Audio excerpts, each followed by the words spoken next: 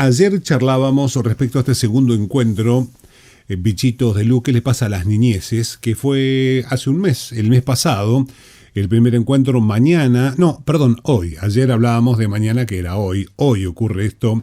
Ya cambió de lugar, fue en el Centro Integrador Comunitario Padre Mujica, pero ahora va a ser en el Salón de Usos Múltiples del Sindicato Obreros y Empleados Municipales.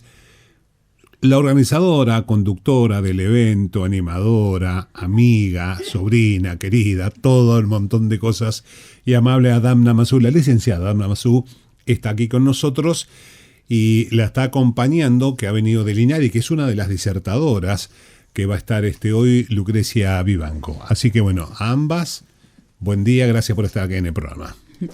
Buenos días, muchas gracias a vos, a la audiencia, un saludo. Gracias. Alta presentación, tío. Feliz. Así es. Bueno, ¿qué le pasa a las infancias? Pasó una cuestión en estos días, y ayer charlaba cuando hablábamos del tema, le hablaba con la concejal Alicia Jara, y esto ocurrió desde el lado del periodismo. Resulta que apareció un chico, un adolescente, no importa en realidad el género, en una escuela acá de Río Turbio con una pistola de aire comprimido. Claro, la crónica periodística dice, un alumno en una escuela de Santa Cruz con un arma. Y ahí terminó la noticia. Y yo decía, la verdad que al margen del morbo periodístico, que podríamos incluso hasta haber buscado la foto del adolescente y que esté blandiendo el arma, nadie se pregunta por qué un chico va en un acto intimidatorio a la escuela. ¿Y quién lo ayuda a ese padre que quizás no puede tener una relación de comunicación con la hija, hijo, que hace que ese chico, ¿qué era? Una travesura. Si es una travesura, ¿por qué la travesura está relacionada con la violencia? Si lo hace para protegerse. Es decir, el hecho termina en la crónica informativa y o policial y nadie ve lo que le pasa al resto. ¿Qué le pasa a las niñeces? ¿Por qué alguien necesita o jugar con una pistola o usarla para amedrentar a alguien, no? Casi todo el título de una obra para hablar. Sí, no, bueno, en principio el caso por sí solo puede entrar en una lista de muchos otros casos que de por sí son indicadores que nos deben poner en alerta y que nos tienen que poner fuertemente a trabajar unos y otros desde los lugares en donde estamos para pensar la complejidad del escenario, ¿no es cierto? Yo en principio no arriesgaría a decir qué es lo que pasa, digamos, o sea, la respuesta es ¿qué pasa? Y bueno, yo creo que esa respuesta es una respuesta colectiva, es una respuesta comunitaria, es una respuesta que tenemos que poder construir colectivamente. Por eso decía, verlo desde otro lado, no como la crónica informativa y que quede ahí, un chico con una pistola en una escuela. Seguramente, mira, este episodio que relatás seguramente no va a quedar ahí, en principio no va a quedar ahí en la escuela. No va a quedar ahí en la escuela. No está quedando, estamos hablando del tema. Por supuesto, claro, claramente, sí. Pero digo, como parte de un organismo que tiene una responsabilidad institucional, digo, yo ya podría decirte que no va a quedar ahí porque en la escuela se están activando protocolos seguramente, porque la escuela además es una institución en la que trabajan equipos interdisciplinarios que seguramente están muy preocupados en este momento para abordar la situación con la complejidad que esa situación tiene, porque muchas veces vos podés tener este indicador y no solamente hay que pensar en ese pibe, piba, pibi, y yo ahí digo, sí importa el género, porque también nos va a dar información acerca de qué otras violencias pueden estar atravesando esa situación. Hay que pensar en esa persona que llevó un arma a un espacio social tan significativo y socialmente, simbólicamente tan significativo como es la escuela, que es un espacio de encuentro. Después hay que pensar ese colectivo, esa comunidad educativa, en principio con sus compañeros, compañeras, con sus docentes. Hay que pensarla en relación a la escuela con la comunidad y en relación y al revés, la comunidad para con la escuela y la familia. Digo, yo en este punto, y yo entiendo que muchas veces, o sea, como el caso periodístico es ese título, digamos, que a veces después se pierde en las páginas de los diarios o en los portales, digamos, pero nosotras sabemos que institucionalmente se movilizan muchísimas personas y actores sociales que son importantes a la hora de intervenir. Si vos me preguntás si esto nos puede dejar tranquilos, te digo que no. O sea, claramente, de por sí, es un síntoma. Es algo que hay que trabajar. Y seguramente nos va a estar hablando de muchas cosas.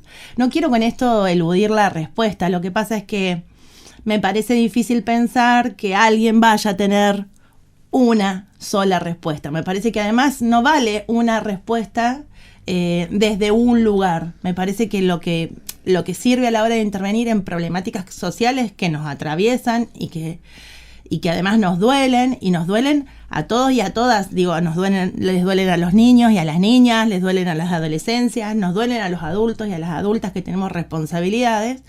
Digo, me parece que acá lo que sirve es abrir el diálogo, la conversación. Por eso digo, es tan valiosa la convocatoria a la que nos invitaron para la jornada de hoy. Porque si hay algo, un poco ayer conversábamos con Adamna, o es un poco la idea que yo traigo, y ahora si querés hablamos específicamente del INADI, pero yo creo que en este tiempo lo que nos está pasando es que necesitamos habilitar el diálogo y que por ahí circulen todos los sentidos posibles que nos sirvan para entender el tiempo que vivimos y para actuar con justeza, ¿no? O sea, no creo...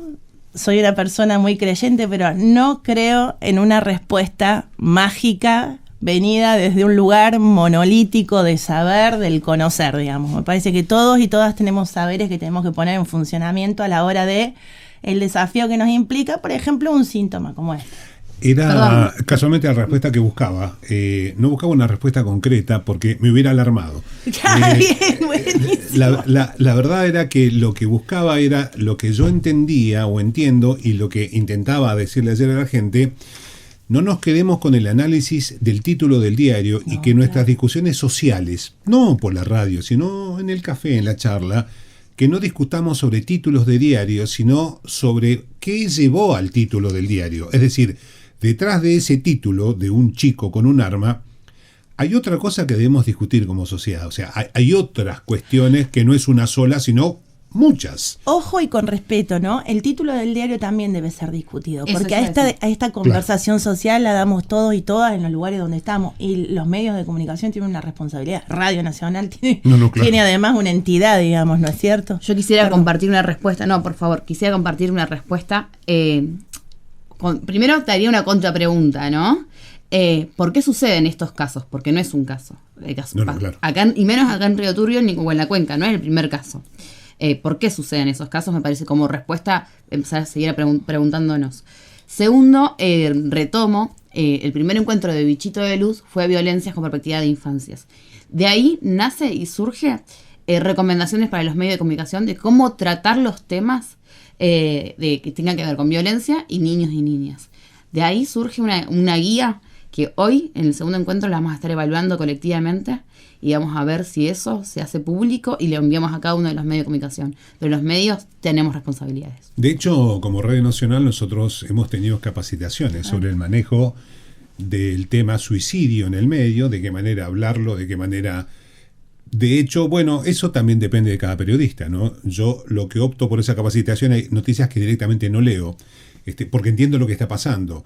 Bueno, tampoco voy a andar siendo periodista de periodista diciendo corrija. Bueno, no lo querés corregir, no lo corrija. Lo que yo puedo hacer de mi lado es omitir la forma en que lo expresa, porque en realidad hay que tener determinada conducta. Una ética periodística es algo que acaba de aprobar RTA para la televisión. La ética periodística, un trabajo que participamos nosotros de esta radio, que llevó como 2 o 3 años, 2 años, el trabajo, y que de la manera en que debemos abordar los temas. Lo usaba como disparador el título, porque yo sé que terminamos, porque me termina pasando, está en un asado y lo que escucho son los títulos que ya leí yo durante la semana, sin el análisis, es decir, ¿viste el chico con una pistola? Y en base a ese título empieza el análisis rápido sobre ¿y dónde estarán los padres? ¿Y dónde estará esto? Me parece que es un poco más... También podemos preguntar dónde están los padres, dónde está todo, si dónde está la sociedad que le está pasando a alguien que o juega o entiende o no sé qué con una pistola en la mano, ¿no? Pauli, si desde Radio Nacional hemos construido nuestro código de ética, es porque hay problemas de salud mental, hay un montón de problemas que les afectan a los pibes y a las pibas, a las y adultas, y que tenemos que tener responsabilidad sobre eso. Cuando construimos una noticia, también estamos echándole la culpa al pibe y a la piba que llevó esa arma, pero no respondiendo socialmente. Entonces me parece que también es una tarea nuestra de los medios de comunicación enseñarles a otros medios de comunicación cómo comunicar. Aunque no tengamos la verdad, sabemos que hay leyes y normativas que cuidan su salud mental, su integridad, sus derechos. Vos sabés que estaba pensando, ¿no? Que cuando, y ahora ya como un poco más enfocada en la función del INADI, cuando nosotros preguntamos acerca de cómo se percibe la discriminación o cuáles son los sentidos que se le otorga a la palabra discriminación, vamos a encontrar 3 tipos de sentidos, ¿no? El primero es el que refiere a los prejuicios y los estereotipos, ¿sí? Uh-huh. Bueno, y ahí yo invito a pensar cómo pensamos las niñeces, cómo pensamos las adolescencias, cómo las pensamos en relación con otras dimensiones, ¿no es cierto? Cómo las pensamos, por ejemplo, no es lo mismo ser niño o niña en una escuela pública, ser niño o niña en migrante, no es lo mismo ser niño o niña en un contexto de pobreza que en un contexto de privilegios, digamos, no es lo mismo. Entonces, bueno, es cómo se van planteando las dimensiones estas sociales. ¿Por qué digo esto? Porque uno de los colectivos más vulnerabilizados probablemente en lo discursivo sean, por ejemplo, las infancias pobres o las adolescencias pobres. Y eso después tiene consecuencias concretas, ¿no es cierto? Cuando nosotros vemos que, por decir ahora el caso también, me refiero a un caso, la sentencia final de los policías que mataron al joven, que un crimen agravado por la racialización, sí. O sea, digamos, un fallo que nosotros, digamos, histórico en términos de que no había antecedentes. Digo, cuando nosotros lo pensamos al caso, estamos hablando de esa interseccionalidad. Jóvenes de sectores populares con gorrita venían de jugar al fútbol, de entrenar, y la policía los mata por negro, por villero, digamos. Pensémoslo en la dimensión esta de la pobreza o de los sectores populares. Entonces yo vuelvo, ¿no? Decía al principio, bueno, una primera manera de pensar socialmente la discriminación es la que tiene que ver con los prejuicios y los estereotipos. Y está bien, es una manera de pensarla que está bastante generalizada. Hay una dimensión ahí de la discriminación. Luego hay otra dimensión de la discriminación que vamos a pensarla en términos de segregación, maltrato, ¿no? Segregación, maltrato. Esto es decir, a raíz de prejuicios y estereotipos, lo que ocurre es el apartamiento, la segregación, el maltrato. Y esto lo vamos a ver en diferentes ámbitos sociales, y los medios de comunicación también son un espacio social, sí, donde esa dimensión aparece. Pero nosotros logramos, por ejemplo, y esto lo digo como un éxito social, digo, si se le podría poner ese nombre, nosotros logramos que cada vez más, y esto es un elemento del que da cuenta el mapa de la discriminación en la Argentina, que el INADI presentó hace muy poquito tiempo, el año pasado, nosotros logramos que hoy en la Argentina el 36% de la población conciba que la discriminación es la vulneración de derechos, ¿sí? Y entonces ahí le damos como un marco que se acerca mucho más a esto de los marcos, el marco normativo que nosotros manejamos hoy en la Argentina, ¿no es cierto? Cuando hablamos de discriminación, hablamos de vulneración de derechos. Eso es efectivamente, ¿sí? Es impedir, obstruir el acceso a un derecho a una persona por algún pretexto vinculado con su condición, con su origen, con su pensamiento social, cultural, ideológico, con su edad, ¿no es cierto? Claro. Y entonces ahora pensémoslo al revés, yo invito a esta reflexión. Pensemos que los niños y las niñas en la Argentina son sujetos de derecho. Como vos, como yo, como cualquiera. Niños y niñas son sujetos de derecho. Pero los niños y niñas tienen las mismas posibilidades de decir, por ejemplo. No. ¿Me explico? Claro. Y no es que no tengan condiciones para decir. Nosotros sabemos que desde que hablan no paran. O sea, los chicos y las chicas empiezan a hablar, no paran nunca. Y entonces, ¿dónde están todos esos programas de radio con niños y niñas? ¿Me explico? Claro. Y pensémoslo ahora y hago como, hagamos este ejercicio que parece una locura, pero pensemos dónde están los niños y las niñas en las instituciones. En todas. Recién, por ejemplo... ¿Me explico? Y no solamente como pacientes o sujetos de trato, sino como personas con posibilidades de decidir. La Casa de las Juventudes tiene una mesa juvenil hoy, Sí, una reunión donde solamente participan jóvenes. Me encanta. Sin guía, sin nada. Es una discusión. A mí me gustaría que además tuvieran presupuesto. Perdón, no sé si lo tienen, capaz que lo tienen. Pero por lo que dijo el presupuesto. director de la Casa de la Juventud, sí, el intendente hace mucho caso. Bueno, le pregunté qué iban a hacer con eso. Bueno, van a elaborar conclusiones. Ellos discutieron una cosa que yo dije un día, porque fui funcionario municipal que hablaba con un amigo que era intendente, que yo le dije, Matías, los chicos querrán que le hagamos polideportivo y playones, capaz que quieren otra cosa, capaz que quieren un salón de baile, digo por decir una torpeza. Yo creo que no los estamos interpelando, pero no interpelando desde nosotros, porque el código de comunicación es distinto el nuestro al de ellos. Deberíamos que sean interpelados por alguien que sea capaz de traducirlo a lo que nosotros decidimos, que los pueda interpelar de qué es lo que tienen. Bueno, era muy difícil, los tiempos eran otros.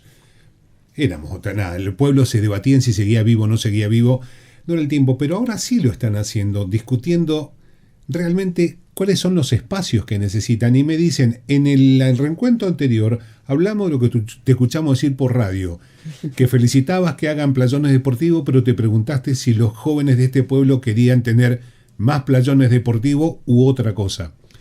Digo, no me animo a decir un salón de gamer, porque la verdad que tampoco sé si es así. Tampoco voy a ver el mundo desde mis hijos. Tengo que verlo tal vez un poco más general. Y está bueno, o sea, ya hay un espacio y le pregunté quién guía. No, nadie. Se sientan a las 7 de la tarde, mate, vamos a debatir lo que nos pasa. Me pareció genial, ¿no? Porque uno estructurado puede pensar eso es un desorden. Si no hay alguien que modere... Y no, claro, es para uno con la visión que uno tiene estructurada, que ya le impusieron que debe ser moderado siempre y ellos no lo necesitan.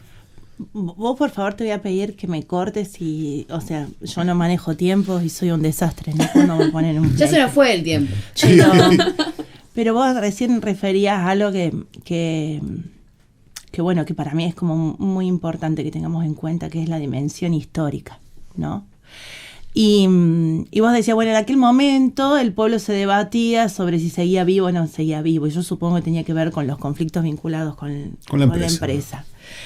No obstante, yo soy un poco más chica que vos, pero no tanto. Pero quizás haya sido parte de esa juventud, digo, y conozco muchas turbienses, que son además muy fanáticos de esta ciudad. Y la verdad es que ese piberío en aquel momento tenía una gran participación política también. No, sí, también. Centralmente.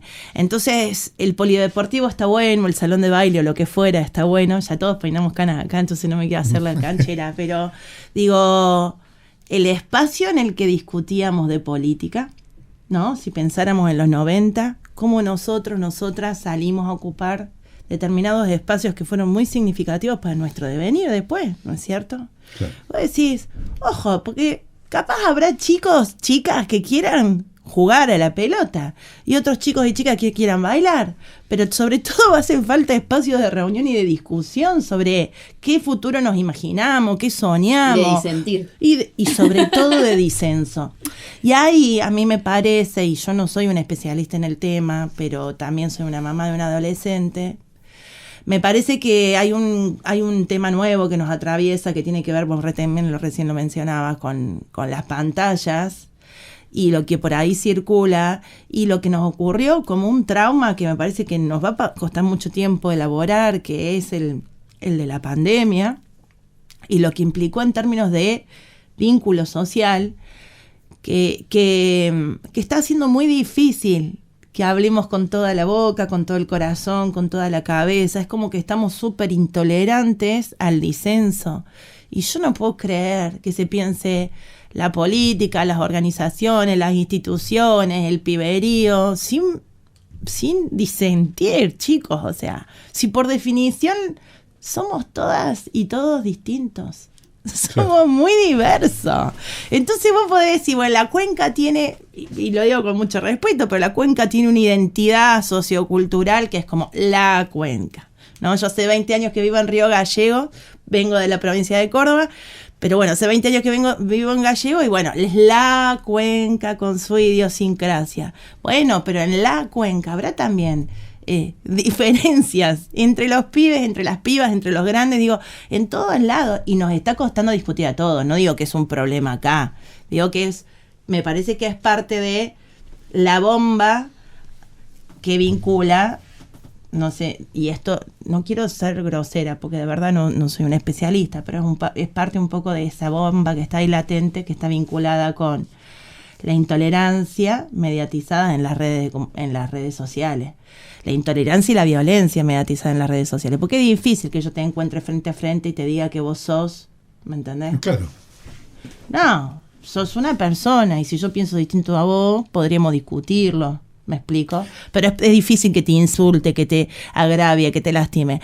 Ojo, también es cierto que esta intolerancia va generando niveles de, o sea, y esto sabrás vos, quizás Adama, vos podés completarlo mejor, digamos, pero va generando una falta de herramientas para la cosa social, digamos, en esto de, nada, soy intolerante, paso al acto. No pasamos el tiempo de mediatizarlo, de reflexionarlo, de simbolizarlo, de ver qué me pasa a mí con el otro, ¿me explico?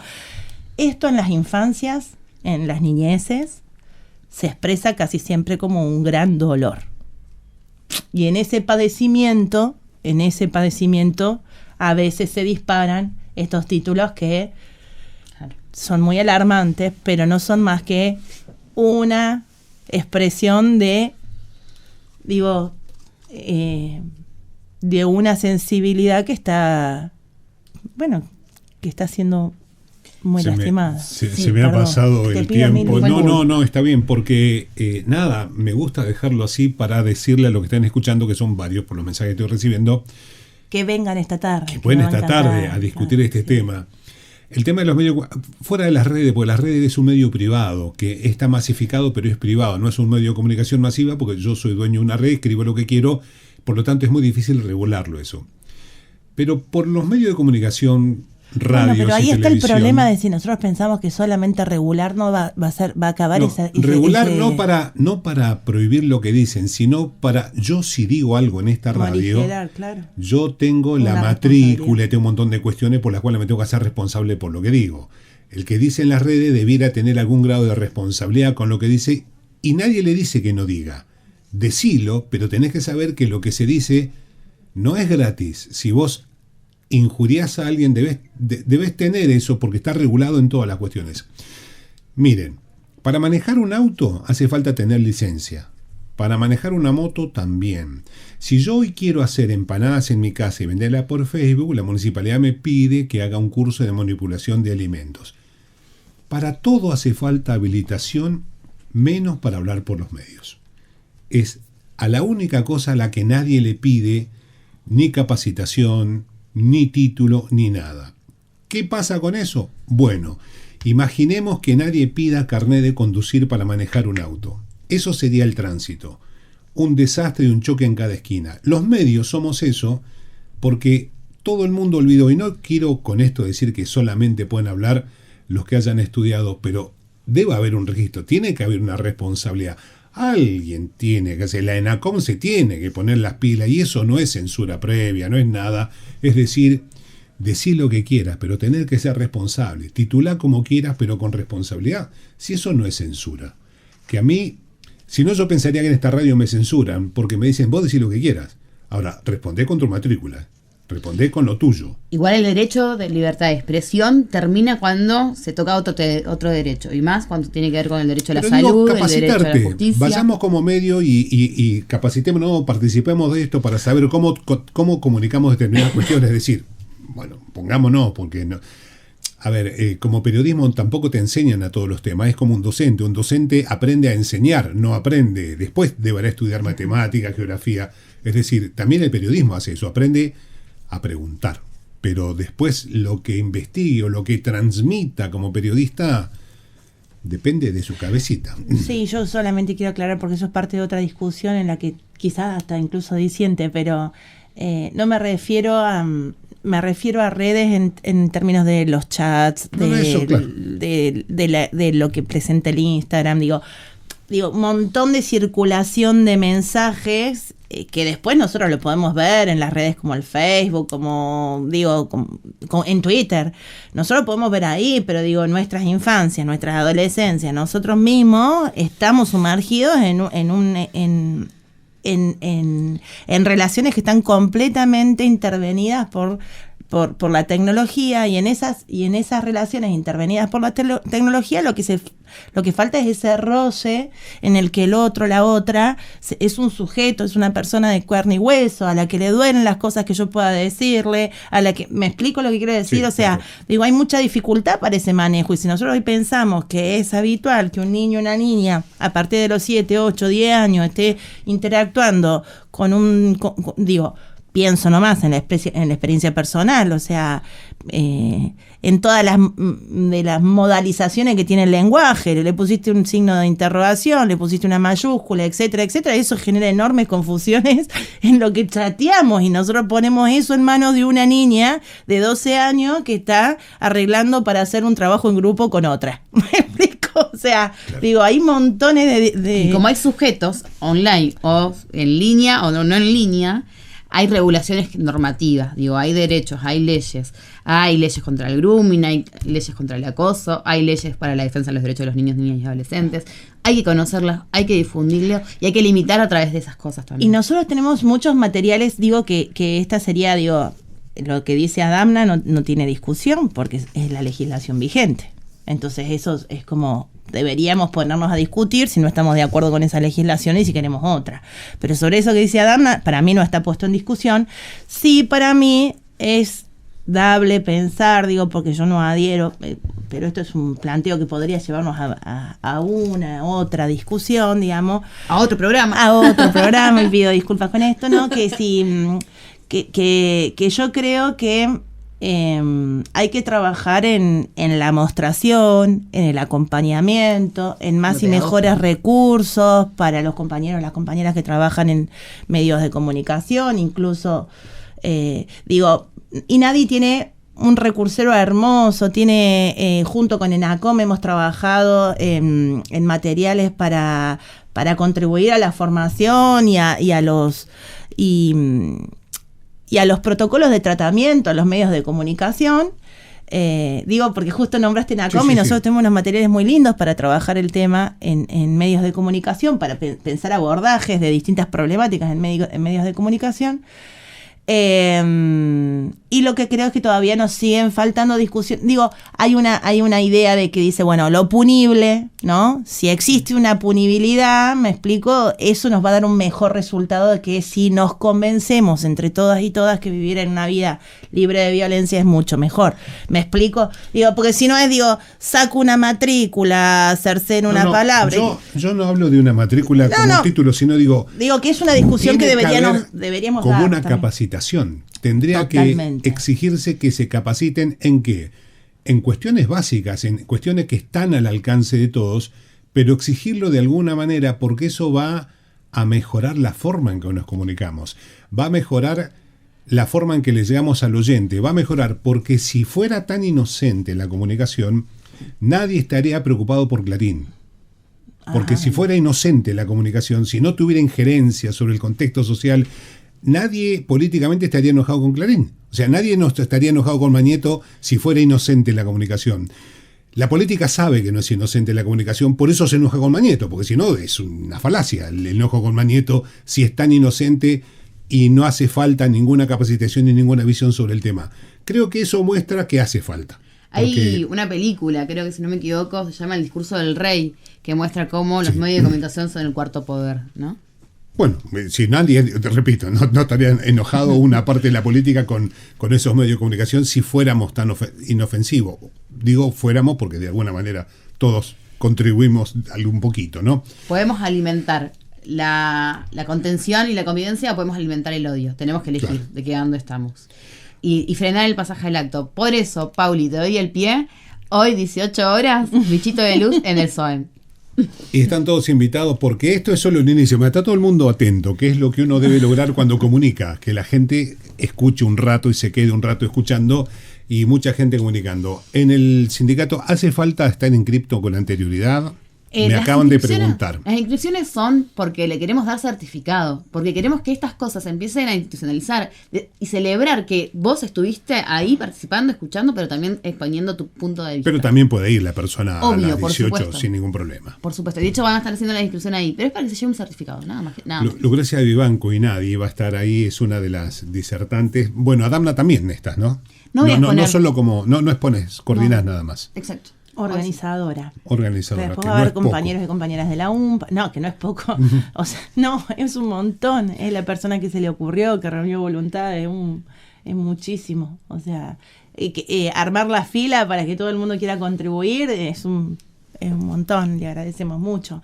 Pero bueno, le vamos a agradecer a Alicia Jara, van a estar las compañeras y compañeros de la UMPA, va a haber, no sé si querés nombrar a todas las personas que van a exponer hoy. Casa Forma Prisma, Argentina. licenciada Diana Rodríguez, psicóloga, Mariana Guasman de Foro Infancias a nivel nacional, bueno, el INADI provincia, quienes organizan SIC Padre Mujica, el SOEM.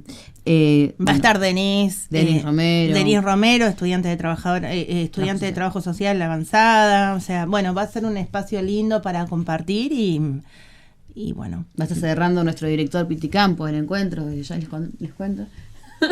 Pero muy bien. Bueno, muchas gracias. Pero muy bien. Bueno, gracias por haber estado y le pedimos perdón a... Organizadores de Radio Nacional, eso. Bueno. Le pedimos perdón a Ponle Chica porque arrancamos tarde el panorama. Bueno, pero que sepa que es importante, ¿no? Vos sabés que nos escuchan, bueno, tenemos un chequeo online de lo que estamos haciendo.